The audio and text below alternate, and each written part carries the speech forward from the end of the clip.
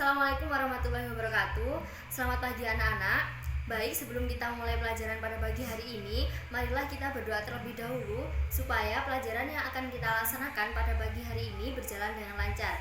Berdoa mulai. Selesai. Oke, karena semuanya sudah absen di e-learning, untuk yang selanjutnya saya akan menjelaskan materi yang akan kita pelajari pada pertemuan kali ini.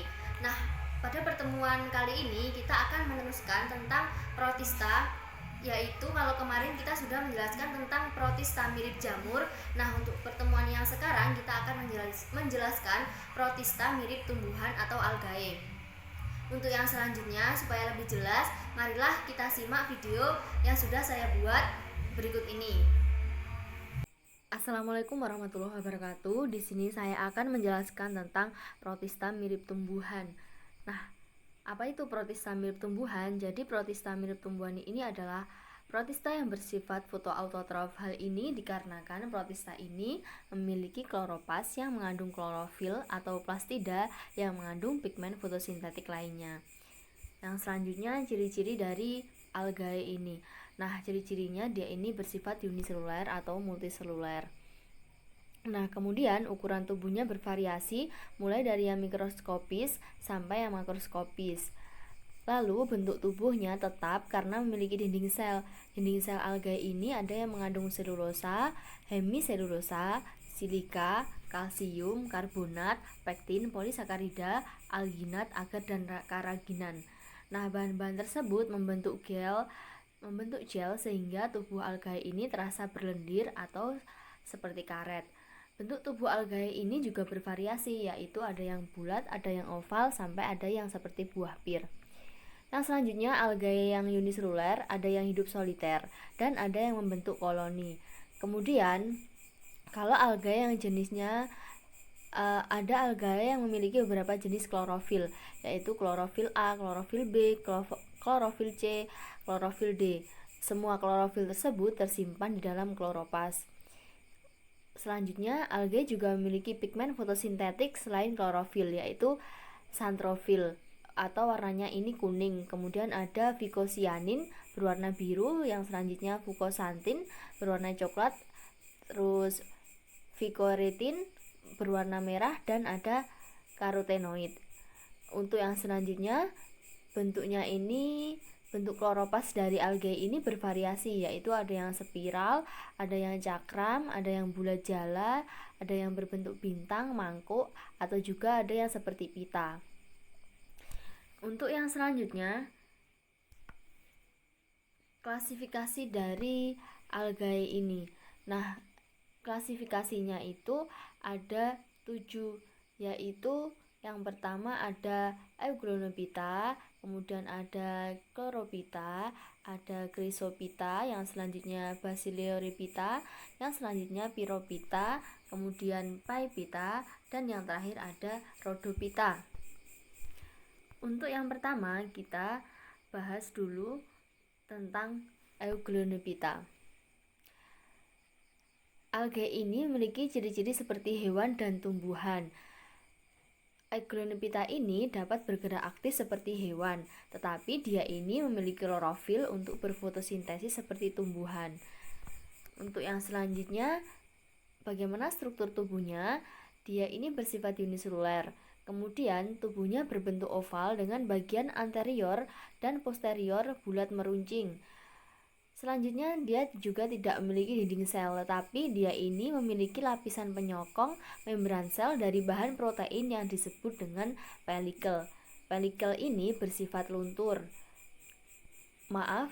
Pelikel ini bersifat lentur, bukan luntur. Kemudian, dia ini juga memiliki kloropas yang bentuknya itu oval. Dia juga memiliki flagela sebagai alat gerak. Flagela ini umumnya berjumlah 2. Nah, terdiri atas satu flagela panjang dan satu flagela pendek. Gerakan yang dilakukan oleh flagela ini adalah gerakan fototaksis, yaitu gerak berpindah tempat karena rangsangan cahaya matahari. Untuk yang selanjutnya, dia juga memiliki stigma atau bintik mata. Warnanya merah, fungsinya itu untuk membedakan antara gelap dan terang.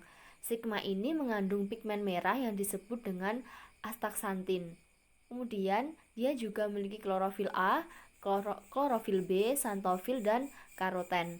Kemudian dia juga memiliki hasil fotosintesis berupa polisakarida yang disebut dengan paramilon atau paramilum.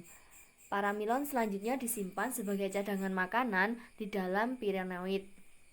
Untuk yang terakhir, dia memiliki vakuola kontraktil yang fungsinya itu untuk mengatur tekanan osmosis sel.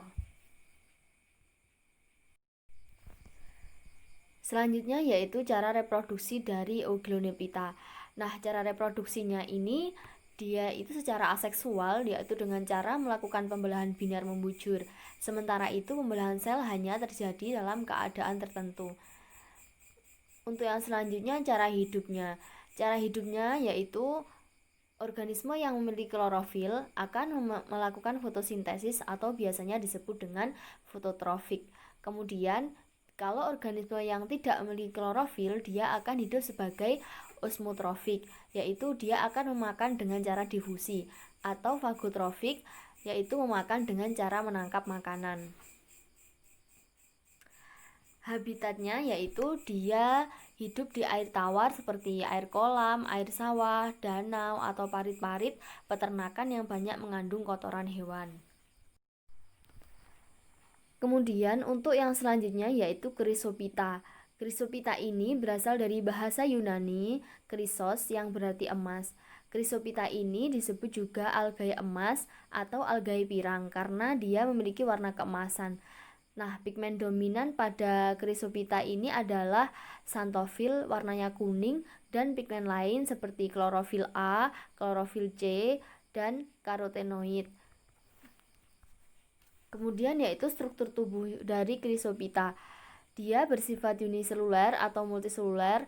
Kemudian Chrysopita ini juga memiliki dinding sel yang mengandung hemiselulosa, pektin, atau silika. Kemudian Chrysopita ini ada yang memiliki 1 atau 2 buah flagela dan ada juga yang tidak sama sekali memiliki flagela. Kemudian Chrysopita ini juga ada yang memiliki pironaid sebagai tempat penyimpanan makanan. Untuk cara hidupnya, karena dia itu hidup secara fotoautotrof dan memiliki pigmen fotosintetik, dia ini hidup secara soliter atau berkoloni.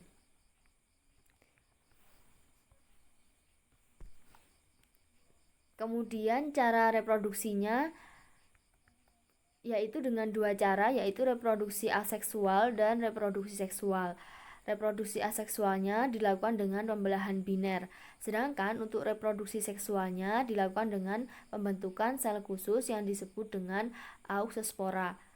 Auxospora adalah zigot yang dilindungi oleh suatu dinding sel yang berbeda dengan dinding sel pada umumnya. Kemudian habitatnya. Habitat dari Chrysopita ini dia hidup di air tawar atau di air laut. Untuk yang selanjutnya yaitu Bacillariophyta. Nah, Bacillariophyta ini disebut juga algae diatom. Dia merupakan algae uniseluler yang berwarna kuning kecoklatan. Dia juga memiliki dinding sel yang unik seperti gelas dari campuran bahan organik dan silika. Kemudian, untuk struktur tubuhnya, dia bersifat uniseluler.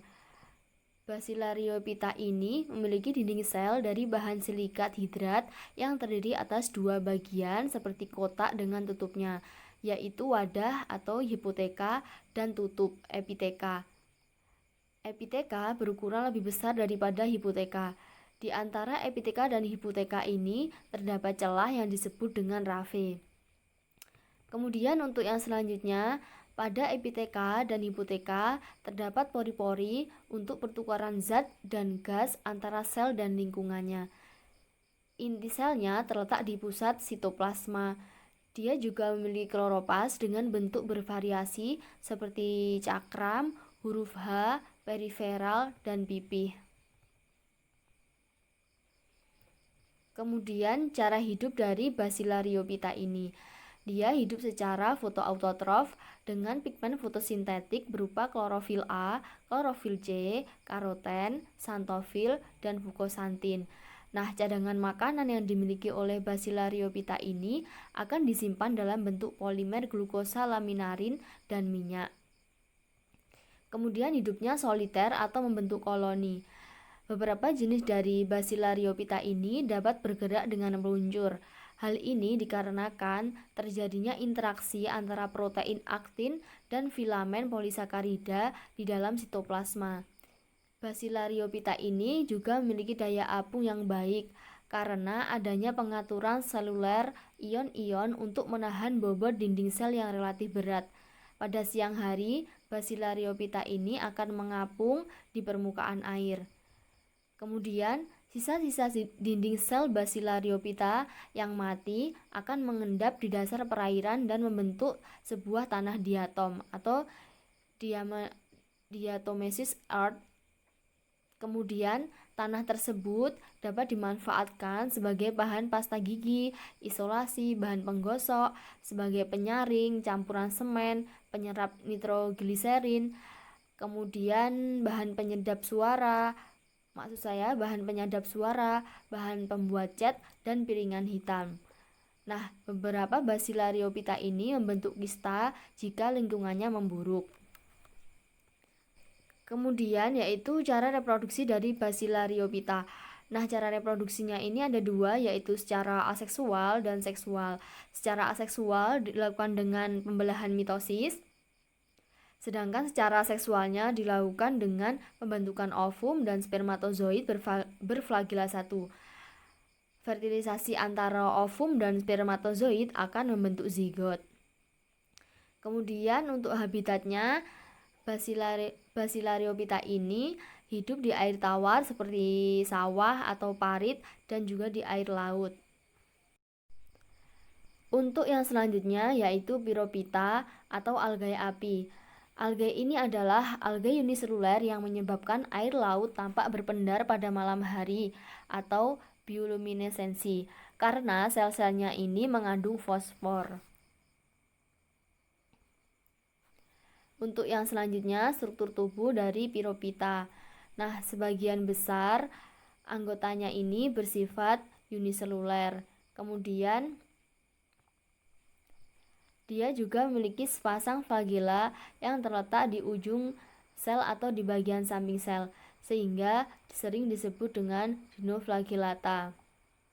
Kemudian, Pyrophyta ini juga memiliki dinding sel berupa lempengan selulosa berbentuk poligonal dengan alur membujur dan melintang. Dan dia juga memiliki klorofil A, klorofil C, karotenoid, dan xanthofil. Kemudian untuk cara hidupnya, Pyrophyta ini hidup secara fotoautotrof dengan melakukan proses fotosintesis. Pyrophyta ini juga dikenal dengan penyusun fitoplankton di perairan laut dan perairan tawar. Nah, cara reproduksinya, dia bereproduksi secara aseksual dengan pembelahan biner. Untuk habitatnya, dia itu hidup di laut dan sebagian kecil ada yang hidup di air tawar. Nah, kecepatan pertumbuhan populasi Pyrophyta pada habitatnya ini dipengaruhi oleh suhu, kemudian kadar garam, nutrisi, dan kedalaman air laut. Pada musim tertentu, terjadi perputaran arus dari bawah laut yang membawa nutrisi dari dasar laut ke permukaan. Keadaan ini lalu menyebabkan populasi Pyrophyta ini melimpah atau blooming, sehingga mendorong terjadinya pasang merah atau red tide di laut. Pasang merah ini dapat membahayakan manusia dan hewan karena Pyrophyta dapat menghasilkan racun. Seperti itu. Untuk yang selanjutnya yaitu ada Phaeophyta. Phaeophyta ini disebut juga algae coklat karena dia memiliki pigmen fukosantin atau coklat yang secara dominan menyelubungi warna hijau dari klorofil. Kemudian yaitu struktur tubuhnya dari Phaeophyta ini. Dia bersifat multiseluler dengan bentuk tubuh seperti benang atau menyerupai tumbuhan talus. Hal ini dikarenakan Phaeophyta ini memiliki bagian tubuh seperti akar, batang, dan daun. Ukuran talus dapat mencapai 100 misalnya pada makrositis SP, kemudian sehingga disebut juga dengan giant crab atau alga raksasa. Kemudian dia juga memiliki dinding sel yang mengandung asam alginat dan pektin. Paiopita ini juga memiliki kloroplas tunggal dengan bentuk beragam seperti cakram atau benang. Kemudian juga memiliki pigmen fotosintetik berupa fukosantin, klorofil A, klorofil C, dan xanthofil. Paiopita juga memiliki cadangan makanan berupa minyak laminarin yang disimpan di dalam pironoid. Talus melekat pada substrat berupa bebatuan dengan menggunakan holdfast. Selain itu, juga dapat mengapung dengan bentuk alat berupa gelembung udara yang terdapat di dekat belade atau bagian tubuh dari Paiopita ini seperti daun.